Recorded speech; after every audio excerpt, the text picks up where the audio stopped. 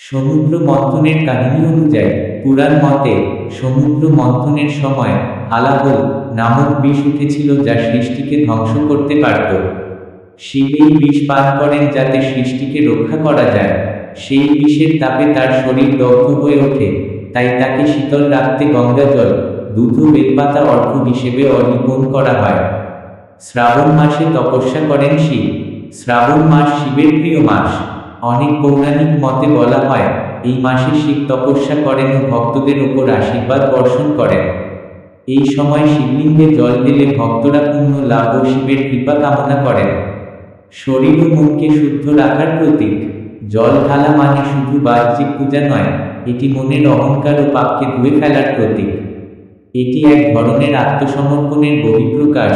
আমি কিছুই না, হে শিব, তোমার কাছে নিজেকে সঁপে দিলাম।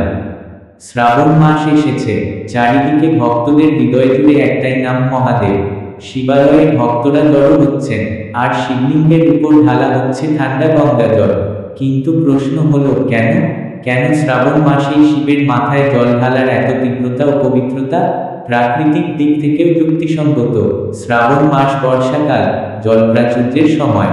প্রাচীন ভারতে এই সময় জল সংরক্ষণের উদ্দেশ্যেও শিবলিঙ্গে জল ঢালার প্রথা চালু ছিল, কারণ শিব ছিলেন প্রাকৃতিক শক্তির প্রতীক। আধ্যাত্মিক ফল লাভের আশায় বিশ্বাস করা হয় শ্রাবণ মাসে শিবকে জল ও দুধ নিবেদন করলে পাপ ক্ষয় হয়, মানসিক শান্তি আসে এবং মনোবাঞ্ছা পূর্ণ হয়। যখন দেবতা ও অসুরেরা সমুদ্র মন্থন করলেন, তখন বহু রত্নের সাথে উঠে এল এক ভয়ঙ্কর বিষ, হালাহল। এই বিষ এতটাই প্রাণঘাতী ছিল যে তা গোটা সৃষ্টি ধ্বংস করে দিতে পারত। তখনই মহাদেব আসেন রক্ষা করতে। তিনি সেই ভয়ানক হালাহল পান করেন। ভক্তরা বলে, নিজেকে নিঃশেষ করে তিনি আমাদের রক্ষা করেন।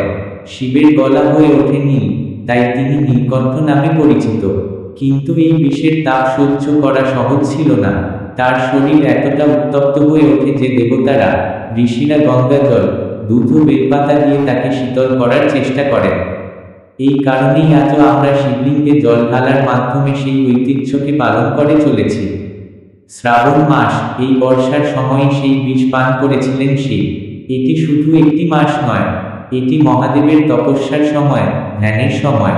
এই মাসে শিবকে সন্তুষ্ট করলে জীবনের সব বাধা কেটে যায় বলে বিশ্বাস।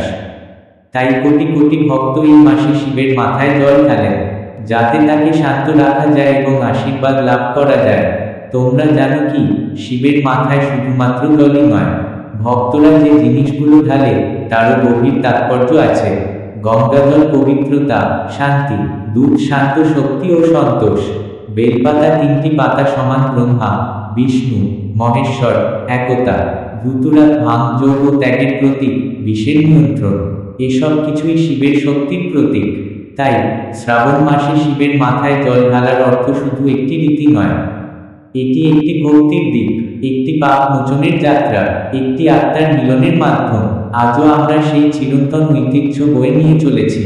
সমুদ্র মন্থনের সময় হালাহল নামক ভয়ঙ্কর বিষ উঠে আসে। সেই বিষ পুরো বিশ্ব ধ্বংস করে দিতে পারত। তখন মহাদেব তা কণ্ঠে ধারণ করেন।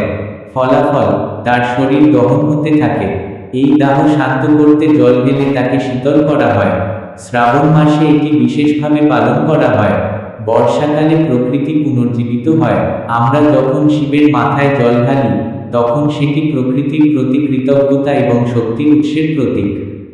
জল মানে জীবন, শিব মানে সৃষ্টি ও ধ্বংস, দুটোরই একমাত্র নিয়ন্ত্রক। শ্রাবণ মাসে শিবের মাথায় জল ঢালা মানে শুধুই একটি রীতি নয়, এটি হলো হৃদয়ের একান্ত নিবেদন, যেখানে আমরা মহাদেবকে বলি, হে নীলকণ্ঠ, আমাদের দুঃখ, পাপ ও ক্লেশ তুমি গ্রহণ করো, আমাদের জীবনকে করো পবিত্র।